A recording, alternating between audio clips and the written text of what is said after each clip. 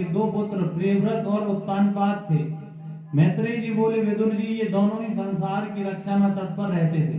उत्तानपाद की दो पत्नियां थी, सुनीति और सुरुचि। उत्तान का अर्थ होता है ऊंचा और पाद का अर्थ होता है पैर। जिसका पैर ऊंचा है अर्थात जिसका समाज में प्रतिष्ठा है वह उत्तानपाद है। जो नीति अनुसार चले वह सुनीति है और जो रुचि के अनुसार चले वह सुरुचि। नीति पर चलने वाले को ध्रुव जैसे गुणवान पुत्र की प्राप्ति होती है और अपनी रुचि पर चलने वाले को उत्तम जैसे उद्दंड पुत्र की प्राप्ति होती है। जीव को नीति के अनुसार चलना अच्छा नहीं लगता, वह तो सुरुचि अर्थात अपने मन के अनुसार चलना चाहता है। यही हाल उत्तानपाद का था। वह सुरुचि से अधिक प्रेम करता था और उससे डरता भी था। एक दिन उत्तानपाद उत्तम की गोद में खेल में लेकर खिला रहे थे। उस समय वहां ध्रुव भी आ गए। उन्होंने पिता को की ओर हाथ करके खुद को गोद में लेने को कहा। उत्तानपाद उसे गोद में लेना चाहते थे, परंतु उस समय सुरुचि वहां आ गई और ध्रुव को गोद में आने को उत्सुक देखकर ध्रुव से बोली, बच्चे, तुम राजा की गोद में बैठने के अधिकारी नहीं है। ध्रुव ने कहा, क्यों, क्या यह मेरे पिता नहीं है? सुरुचि ने कहा, तू राजा का बेटा है तो क्या हुआ? तू नादान है, तुझे ज्ञान नहीं है, तूने दूसरी स्त्री के गर्भ से जन्म लिया है। राजा की गोद में बैठने के लिए जितना उसका पिता होना आवश्यक है उतना ही मेरा माता होना भी जरूरी है। यदि तुम पिता की गोद तथा राज सिंहासन की इच्छा है तो वन जाकर भगवान की तपस्या कर उनसे वरदान मांगना कि मुझे सुरुचि के गर्भ से जन्म दो, तभी राज सिंहासन तथा राजा की गोद में बैठने का अधिकारी होगा। धन्य है सुरुचि जिसने अपने गर्भ को मंदिर कह दिया, सर्वश्रेष्ठ कह दिया, क्योंकि जिस परमात्मा को पाकर फिर कुछ पाना बाकी नहीं रहता। उसने कहा कि मेरे घर में आने के लिए नारायण से प्रार्थना कर। धन्य है सुरुचि। अपनी विमाता के ऐसे वचन सुनकर ध्रुव क्रोध के कारण लंबी लंबी सांसें लेने लगे। फिर पिता चुपचाप देखते रहे, कुछ नहीं बोले। तब ध्रुव माता सुनीति के पास दौड़े आए और मां से लिपट कर रोने लगे। मां के पूछने पर भी कुछ ना बोले, बस रोते रहे और औरों के मुख से सुरुचि की करनी सुनकर सुनीति का धीरज टूट गया। वह रोने लगी और स्वयं को संभालती हुई ध्रुव से बोली, बेटा, तू किसी के अमंगल की कामना न कर, जो जैसा करता है वैसा ही भरता है। तेरी माता सुरुचि ने कुछ गलत नहीं कहा, उन्होंने वही कहा है जो शास्त्र कहते हैं, संत कहते हैं कि परमात्मा को भजो, सारी मनोकामना पूर्ण वही करते हैं। तू राजा की गोद की कामना मत कर, समझ जगत का राजा स्वयं तुझे गोद में लेगा। जा बेटा, भगवान का ध्यान कर, वही तेरी रक्षा करेंगे, वही तेरे पालन करेंगे। जिस लक्ष्मी जी को लोग ढूंढा करते हैं वही लक्ष्मी स्वयं हाथ में दीपक की भांति कमल लेकर उन परमात्मा को ढूंढती हैं। तू भी उन परमात्मा की शरण में जा, वह तेरे सारे मनोरथ पूर्ण करेंगे। तेरे दुख को दूर करने की सामर्थ्य किसी और में नहीं दिखती। सुनीति ने ध्रुव को परमात्मा को खोजने के मार्ग पर चलने का आदेश दिया। सच है, मां ही संस्कार बनाती है बच्चों का। ध्रुव ने प्रभु की प्राप्ति की, इससे सबसे बड़ा योगदान सुनीति का ही है। सुरुचि ने जो वचन कहे वे अपेक्षित हैं, क्योंकि सभी नहीं, ज्यादातर विमाता ऐसे वचन कह सकती हैं, किंतु माता उसका समर्थन कर दे, यह तो सुनीति में ही दिखाई दे सकता है। सुनीति यदि किसी समय सुरुचि से लड़ने पहुंच जाती तो क्या ध्रुव को परमात्मा की प्राप्ति हो सकती थी? सुनीति ने कहा, जा बेटा, वन में जाकर परम पुरुष को भज। माता को प्रणाम करके ध्रुव घर से निकल गए। उन्होंने माता के वचनों पर विश्वास है, उन्हें कोई चिंता नहीं है। जब मनुष्य अपनी चिंता न करके प्रभु प्राप्ति के मार्ग पर बढ़ता है तब ईश्वर स्वयं उसकी चिंता करते हैं। भगवान ने नारद जी को आदेश देकर कहा, जब तक गुरु प्राप्ति नहीं होती तब तक मुझे प्राप्त करने का मार्ग नहीं मिलता। आप जाओ और ध्रुव को अपना शिष्य बनाकर मेरी प्राप्ति का मार्ग प्रशस्त करो। नारद, आप जैसा गुरु प्राप्त हो तो जीवन धन्य हो जाए, किंतु ध्रुव जैसा शिष्य प्राप्त करके अपना यश बढ़ेगा, यह सत्य है। नारद जी चल दिए ध्रुव के पास और मार्ग में दोनों का मिलन हुआ। ध्रुव ने नारद जी को देखकर साष्टांग प्रणाम किया। यह देखकर नारद जी प्रसन्न होकर विचारने लगे कि बालक संस्कारवान है। उसे उठाकर प्रेम किया, आशीष दिया और पूछा, पुत्र तुम कौन हो, कहाँ जा रहे हो? ध्रुव ने कहा, भगवान मैं राजा उत्तानपाद तथा सुनीति का पुत्र ध्रुव हूँ। माता सुरुचि के वचनों से हाथ होकर माता सुनीति के कहने पर वन में जा रहा हूँ परमात्मा की प्राप्ति के लिए। नारद जी ने कहा, पुत्र तुम्हारी उम्र तो खेलने की है, इस उम्र में मान अपमान की क्या बात? ये मान अपमान तो कर्म अनुसार प्राप्त होता है। तुम्हारी उम्र वन जाने की नहीं है, जाओ घर लौट जाओ। नारद जी परख रहे हैं ध्रुव को, क्योंकि जिस प्रकार शिष्य को चाहिए गुरु देखभाल कर बनाए, उसी प्रकार गुरु को भी चाहिए कि वह शिष्य को देखभाल कर बनाए। नारद जी के मुख से घर लौटने की बात सुनकर ध्रुव ने कहा, आप लगते तो नारद जैसे हैं किंतु है नहीं। नारद ने कहा, क्यों? ध्रुव बोले, नारद जी तो भगवान का मार्ग दिखाते हैं, किंतु आप घर लौटने की बात कर रहे हैं। नारद जी ने कहा, वन में प्रभु मिलते हैं, ये किसने कहा? वन में तो हिंसक पशु रहते हैं, वह खा जाएंगे तुमको, इसलिए घर जाने की बात कह रहा हूँ। ध्रुव बोले, भगवान तो सब जगह हैं, वह आप में भी है, मुझ में भी है, किंतु माता ने कहा मैं वन में जाकर ध्यान करके उन्हें अंदर से बाहर प्रकट करना है। यही बात हिंसक पशुओं की तो माँ कहती हैं, उनमें भी परमात्मा ही है, और अगर वह खा जाएंगे तो समझूंगा कि परमात्मा ही भोग लगा रहे हैं।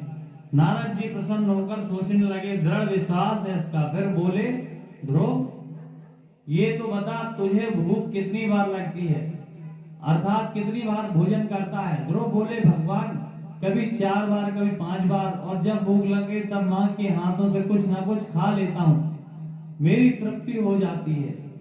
सच तो ये है कि माँ की उंगलियों में ऐसा जादू होता है, वह जिसे छू लेती है वह पूरा हो जाता है। एक कौर में भी पूरे भोजन का आनंद आ जाता है। ध्रुव बालक है, इसलिए वह पूरा बार बार भूख लगना उसका स्वभाव है। नारद जी कहते हैं, वत्स वन में तुझे खाने के लिए कुछ नहीं मिलेगा, वहां खिलाने के लिए माँ नहीं होगी, भूख लगेगी तो क्या करेगा? ध्रुव कहते हैं, प्रभु जहाँ वन में मेरी माँ नहीं होती तो क्या सारे जगत की माँ तो होगी ना, वह परमात्मा ही इस जगत की माँ है, पिता है। वन में त्वमेव माता च पिता, तुम्हें वन में वृक्ष में होंगे, वृक्ष का फल पर फल होंगे, उन्हें ही खाकर रह लूंगा।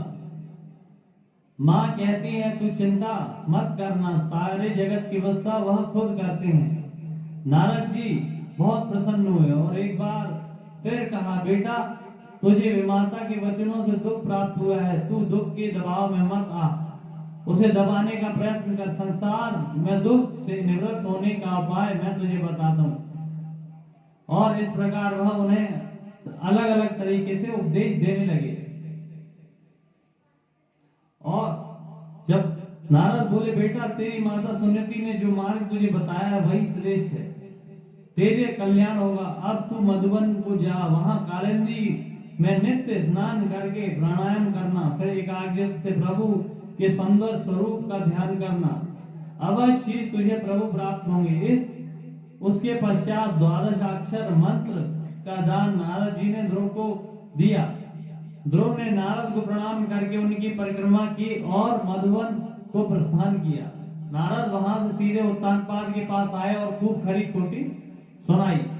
अरे राजन, तू कितना स्त्री लंपट है, सुरुचि के कहने पर तूने अपने पुत्र को वन भेज दिया। जरा सा वह बालक वह वन गया तो हृदय पिघला नहीं, वन जाने की उम्र तेरी थी पर गया तेरा पुत्र। उत्तानपाद बोला, मुझे क्षमा करें भगवान, मैं अभी से लौटाकर लाता हूँ। नारद जी बोले, नहीं राजन, अब तेरा पुत्र ईश्वर की प्राप्ति करके ही लौटेगा, और जब वह आए तो उसे राज देकर तू वन चले जाना। इस प्रकार नारद ने उत्तानपाद को समझाया और राजा अपने पुत्र की प्रतीक्षा करने लगा। उधर ध्रुव ने नारद जी के कथानुसार तप करना प्रारंभ कर दिया। तीन रात्रि के अंतर में कैत और वेद के उपासन करते हुए 1 मास व्यतीत किया। एक आसन पर बैठकर प्रभु का ध्यान किया। दूसरे मास में 6 दिन के अंतर से घास पत्ते खाकर प्रभु का ध्यान किया और खड़े रहकर वह मास व्यतीत किया। तीसरे मास में एक पैर पर खड़े रहकर 9 दिन के अंतर में केवल जल पीकर समय व्यतीत किया और चौथे मास में 12 दिन के अंतर पर केवल वायु पीकर एक पैर के अग्रभाग पर खड़े रहकर महातप करने लगे। 5वें मास में ध्रुव ने अंगूठे के बल पर खड़े होकर श्वास को जीतते हुए अपने मन को सब ओर से खींचकर प्रभु में लगा दिया। उन्होंने अपने चित्त को कहीं दूसरी ओर जाने नहीं दिया। इस समय उनके तप से धरती झुक गई और चित्त से के परमात्मा में एक रूप हो जाने के कारण ध्रुव ने सांस रोकी तो उसी से समस्त लोक और लोकपालों के श्वास प्रश्वास रुक गए। सभी घबराकर श्री हरि की शरण में गए। इस पीड़ा का कारण पूछा तब प्रभु ने कहा, देवताओं तुम घबराओ नहीं, यह मेरे भक्त के श्वास पर विजय प्राप्त करने के कारण हुआ है। शीघ्र ही उसे दर्शन देकर अपना स्वरूप दिखलाई हमारी रक्षा करिए। भगवान बोले, देवताओं ऐसे भक्तों को मैं अपना दर्शन नहीं कराता, मैं तो खुद ऐसे भक्तों को देखने तथा उनका दर्शन करने के लिए जाता हूँ। भगवान ने भागवत में लिखा है, देवताओं को आश्वस्त करके भगवान अपने भक्त ध्रुव को देखने मधुबन आए। भक्त ध्रुव तीव्र तपस्या में तल्लीन थे। उन्हें नहीं पता था कि प्रभु सामने खड़े हैं। भगवान ने सोचा, कब तक खड़ा रहूं यहाँ। अतः उन्होंने अंतर में स्थापित मूर्ति को ध्रुव के चित्त से खींच लिया और अंतर में अंधकार पाकर ध्रुव ने विचलित होकर नेत्र खोले तो सामने भगवान को खड़ा पाया। तब कौतूहलवश उन्हें देखने लगे। प्रभु को देखकर ध्रुव ने दंडवत प्रणाम किया। बहुत कुछ बोलना चाहते थे पर बोलना आता नहीं था, क्या करें, बस देखते रहे और मुस्कुराने लगे। तब ध्रुव को देखकर भगवान हंस दिए। इन दोनों को देखकर देवता हंसने लगे। देवताओं को देखकर सुखदेव मुस्कुराने लगे। सुखदेव को देखकर परीक्षित हंसे और इन दोनों को देखकर वहां स्थित सभी ऋषि मुनि हंसने लगे। शौनक ऋषि बोले, सूत जी ये सभी क्यों हंसे? ध्रुव इसलिए हंसते हैं क्योंकि बोलना तो चाहता हूँ बहुत पर बोलना नहीं आता। प्रभु इसलिए हंसे क्योंकि सामने खड़ा हूँ, कुछ मांगता नहीं है। देवता इसलिए हंसे कि देखो, एक यह है कि ईश्वर प्राप्त हो गए और मांगता नहीं है, और अगर हम होते तो सब कुछ मांग लेते। इसलिए सुखदेव जी इसलिए हंसे कि जब साक्षात ईश्वर प्राप्त हो जाए तो मांगा क्या जाए। परीक्षित इसलिए हंसे कि धन्य हूं मैं जो मुझे सुखदेव जी जैसे गुरु मिले जिन्होंने मुझे इस दृश्य का दर्शन करा दिया। और ऋषि मुनि इसलिए हंसे कि परीक्षित तुम धन्य हो जो तुम्हारे कारण हमें भी इस कथा का आनंद मिल रहा है। ध्रुव को कुछ न बोलता देख परमात्मा ने अपने शंख से ध्रुव के गाल से छुड़ा दिया और शंख का स्पर्श पाते ही ध्रुव के समस्त वेदों शास्त्रों का ज्ञान प्राप्त हो गया। और फिर ध्रुव ने प्रभु की सुंदर स्तुतियां की। भगवान ने पूछा, ध्रुव तुझे क्या चाहिए? मैं तुझ पर प्रसन्न हूँ, मांग ले जो चाहे। ध्रुव ने कहा, अगर अब कुछ नहीं चाहिए, आपको पाकर अब कुछ पाना बाकी नहीं रहा है। भगवान बोले, वत्स मैं जानता हूँ तेरे मन में क्या संकल्प है। तुझे अवश्य उस परम पद की प्राप्ति होगी जिसकी ग्रह नक्षत्र और तारे परिक्रमा करते हैं, किंतु पहले तू इस लोक का राज भोग, क्योंकि जब तक मन की कामनाओं का अंत नहीं होता तब तक संसार चक्र से निवृत्ति नहीं होती। तू जा, क्योंकि तेरे माता पिता तथा विमाता सभी तेरी प्रतीक्षा कर रहे हैं। तू राज कर, समय आने पर तुझे इस लोक की प्राप्ति हो जाएगी। इस प्रकार ध्रुव को वरदान देकर भगवान अंतर्धान हो गए। अपनी संकल्पित वस्तु पाकर भी ध्रुव का चित्त विशेष प्रसन्न नहीं हुआ। प्रसन्न न होने के कारण यह था कि मुझे प्रभु से मनचाहा वर प्राप्त करने का अवसर मिला, फिर भी मैं मुक्ति न मांग सका। मांगते समय भी मैं चित्त में दूसरी वासना रहने पर फिर उनसे दूर हो गया। इस प्रकार विचारते हुए स्वयं को धिक्कारते हुए ध्रुव लौटने लगे। जब उत्तानपाद को यह ज्ञान हुआ कि ध्रुव लौट आ रहे हैं, तो वह नगर के लोगों के साथ सीमा पर अपने पुत्र का स्वागत करने पहुंचे। ध्रुव को देखकर राजा ने दौड़कर उसे हृदय से लगा लिया। ध्रुव ने पिता के चरणों में प्रणाम किया, पुनः माता सुरुचि को प्रणाम किया तो सुरुचि ने उसे गले से लगाकर चिरंजीवी रहो ऐसा आशीष दिया। इसके बाद ध्रुव ने माता सुनीति के चरणों में सिर रखकर प्रणाम किया। माता अपने पुत्र को देखकर सारे संताप भूल गई, उनके मुख मंडल को चूमने लगी। अपने भाई उत्तम से मिलकर ध्रुव को अति प्रसन्नता हुई और सभी नगरवासी आनंद मनाने लगे। उत्तानपाद ध्रुव को साथ लेकर राजधानी लौट आए और आनंद पूर्वक रहने लगे। उत्तानपाद ने ध्रुव को तरुण अवस्था में प्रवेश करते देख सभी की सम्मति से उन्हें भूमंडल के राज्य का अभिषेक कर दिया और स्वयं को वृद्धावस्था में प्रवेश करते देख वन गमन किया और परमेश्वर का ध्यान करते हुए परम पद की प्राप्ति की। ध्रुव सभी पर कृपा करते हुए भूमंडल पर राज करने लगे।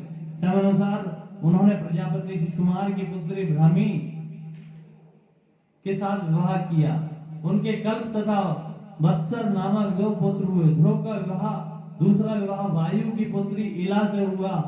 उनसे उत्कल नामक पुत्र और एक पुत्री की प्राप्ति हुई।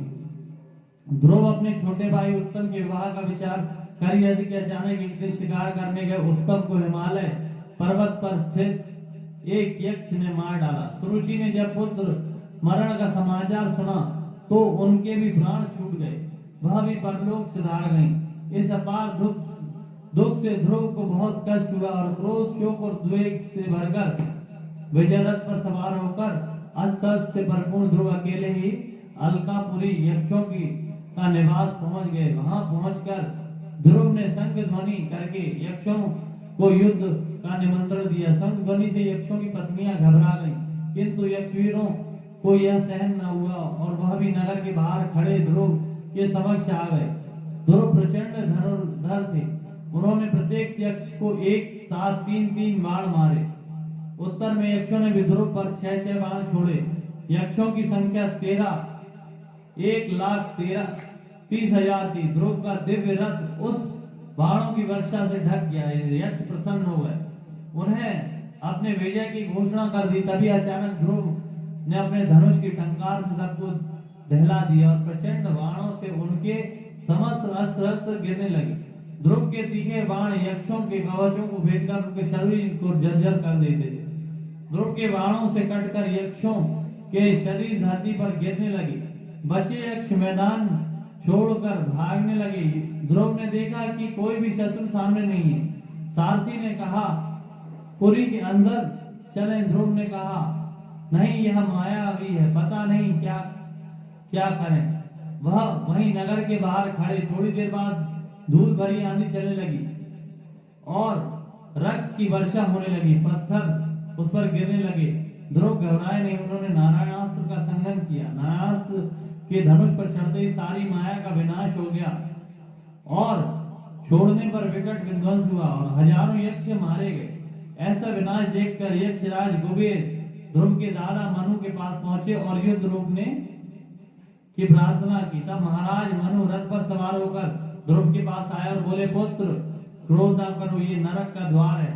तुम अपने भाई के से प्रेम था, ये अच्छी बात है, किंतु यक्ष की करने का फल, एक यक्ष की करने का फल तुम अनेक यक्षों को क्यों दे रहे हो? ध्रुव, तुमने तो परमात्मा का धाम प्राप्त हुआ है, फिर इतना क्रोध उचित नहीं है। तुम्हारे भाई की मृत्यु कालवश हुई है। इन यक्षों ने उसे नहीं मारा, ना कोई जन्म देता है और ना मार सकता है। यह सब तो परमात्मा की इच्छा से ही होता है। तुम युद्ध बंद करो, ये तुम्हारे कुल पर कलंक लगा रहा है। बेटा, भगवान के भक्त होकर युद्ध ना करो, तुम उनकी भक्ति करो, यही श्रेष्ठ है। क्रोध के कारण वशीभूत हुए मनुष्य के सभी को भय होता है। जो चाहता है मुझसे किसी और को, किसी से मुझसे भय ना हो, वह कभी क्रोध के वश में ना हो। अतः तुम क्रोध को त्याग कर युद्ध में विरत हो जाओ। और अपने पितामह महाराज मनु की शिक्षा से ध्रुव का मन युद्ध से विरत हो गया। उन्होंने मनु को प्रणाम किया और यक्षराज कुबेर से प्रणाम करके क्षमा मांगी। कुबेर ने प्रसन्न होकर उन्हें प्रभु भक्ति का वरदान दिया और ध्रुव अपने राज्य को लौट आए। उन्होंने अपने भाई तथा माता के निमित्त सभी कर्मों को वहन किया और प्रेम पूर्वक प्रजा को प्रसन्न रखते हुए इस भूमंडल पर 36,000 वर्ष तक राज किया। अपने पुत्र उत्कल को राज सिंहासन सौंपकर ध्रुव बद्रिकाश्रम चले गए। वहां परमात्मा का ध्यान करके मन में प्रभु को स्थित कर दिया और देवमान छूट जाने पर मैं ध्रुव की यह स्मृति भी नहीं रही। इस प्रकार ध्यान करते हुए कुछ काल बीत गया। एक दिवस ध्रुव ने आकाश से उतरते हुए एक सुंदर विमान को देखा। उसमें 2 पार्षद खड़े थे जो 4 ध्वजाधारी नारायण के समान प्रतीत होते थे। ध्रुव ने उन्हें देखकर प्रणाम किया। तब भगवान की वह पार्षद बोले, राजन, हम आपको लेने आए हैं। यह विमान भगवान ने आपके लिए भेजा है। अब आप हमारे साथ उस स्थान पर चलें जिसकी परिक्रमा सूर्य, चंद्र, तारागण तथा नक्षत्र करते हैं। इस प्रकार उन पार्षदों के वचन सुनकर ध्रुव ने नित्य कर्म किया और ऋषि मुनियों को प्रणाम करके विमान का पूजन किया और वह विमान पर चढ़ने को तैयार हुए ही थे कि वहां मृत्यु का आगमन हुआ। उसने ध्रुव से कहा, आप पहले मुझे स्वीकार करिए। ध्रुव ने पार्षदों की ओर देखा और उनके संकेत से उन्होंने मृत्यु से कहा, आप थोड़ी देर प्रतीक्षा करिए। ध्रुव के इस प्रकार कहने पर मृत्यु बैठने के लिए जैसे ही नीचे क्योंकि वैसे ही ध्रुव के ऊपर ध्रुव ने प्रभु का ध्यान करके उनके शीश पर पैर रखकर विमान की ओर हाथ बढ़ाया। भगवान के पार्षदों ने ध्रुव का हाथ अपने हाथ में ले लिया। ध्रुव विमान पर चढ़ गए और मृत्यु देवता को देखते ही रह गए। आकाश से पुष्पों की वर्षा होने लगी, धुंधुकियां बन उठी। इस सभी प्रसन्न होकर ध्रुव की प्रशंसा करने लगे और विमान तेजी से ऊपर उड़ चला। ध्रुव को स्मरण हुआ कि पिताजी, माता सुरुचि तथा भाई उत्तम को परम धाम चले गए, किंतु माता सुनीति अभी धरती पर ही है। पार्षद ध्रुव के मन की बात जान गए और उन्होंने ध्रुव को आगे जाता हुआ एक विमान दिखाया जिसमें माता सुनीति बैठी थी। यह देखकर ध्रुव को आनंद हुआ और त्रिलोकी को पार करते हुए सप्तऋषि मंडल से भी ऊपर एक परम लोक में जाकर ध्रुव प्रतिष्ठित हो गए, जिसकी परिक्रमा सूर्य, चंद्र, तारे, नक्षत्र, सप्तऋषि किया करते हैं, जिसे सभी ध्रुव लोक के नाम से जानते हैं। धन्य ध्रुव जिनका हृदय माता के वचनों से भिन्न गया और 5 वर्ष की अवस्था में खिलौनों का मोह त्याग कर कुछ ही दिनों में तपस्या में श्री हरि को प्रसन्न करके उनका परम फल प्राप्त किया। बोलिए मक्के बिहारी लाल की जय, राधा रानी सरकार की जय, सदगुरुदेव भगवान की जय।